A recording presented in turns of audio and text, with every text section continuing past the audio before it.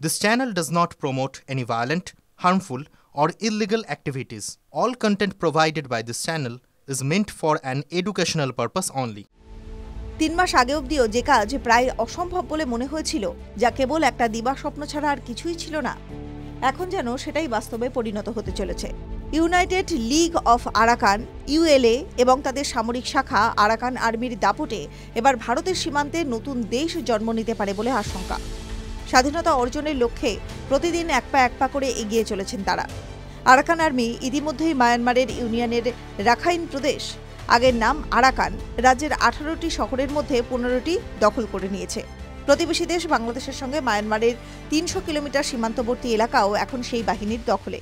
যদিও 3টি গুরুত্বপূর্ণ জায়গা এখনও মায়ানমার সরকারের হাতেই রয়েছে। বঙ্গোপসাগরে অবস্থিত সিত্তেভ বন্দর, মুয়ানাং শহর এবং কিউকোফু বন্দরে নিজেদের কর্তৃত্ব বজায় রেখেছে মায়ানমার সামরিক বাহিনী। এই 3টি জায়গার মধ্যে কিউকোফু বন্দরটি বানানোর জন্য আবার চীনের সাহায্য নিয়েছিল মায়ানমার সরকার। Kaladan multi model transit transport প্রকল্পের অধীনে অর্থ সহায়তা প্রদানের মাধ্যমে সিত্তেভ বন্দর তৈরি করতে সাহায্য করে ভারত। আজ থেকে 7 দিন আগে রাখাইনের বিদ্রোহী গোষ্ঠী আরাকান আর্মি 31শে ডিসেম্বর 2024 গাওয়া শহরটি দখল করে। প্রসঙ্গত, এই গাওয়া শহর ছিল মায়ানমারের পশ্চিমী সেনাবাহিনীর আঞ্চলিক কমান্ডার সদর দপ্তর। সুতরাং রাজনৈতিক এবং ভৌগোলিক দিক থেকে যে এই শহর কতটা গুরুত্বপূর্ণ তা এখান থেকে বোঝা যায়। কয়েকদিন আগেও আরাকান আর্মি সেনাবাহিনীর হাত থেকে মংডো শহর কেড়ে নেয় এবং তারই সঙ্গে বাংলাদেশের সঙ্গে সীমান্তবর্তী অঞ্চল পুরোপুরি দখল করে নেয়। এই বিদ্রোহী গোষ্ঠীগুলো পুরো রাখাইন প্রদেশ দখল করে স্বাধীনতা ঘোষণা করতে সফল হলে 1971 সালে বাংলাদেশের জন্মের পর এটিই হবে এশিয়ায় প্রথম সফল বিচ্ছিন্নতাবাদী সামরিক অভিযান। ফলে ভারতের প্রতিবেশী একটি নতুন দেশের জন্ম হতে পারে। সেটা যে বাংলাদেশ সীমান্তেও নতুন স্বাধীন রাষ্ট্রের জন্ম দেবে তা বলাই বাহুল্য।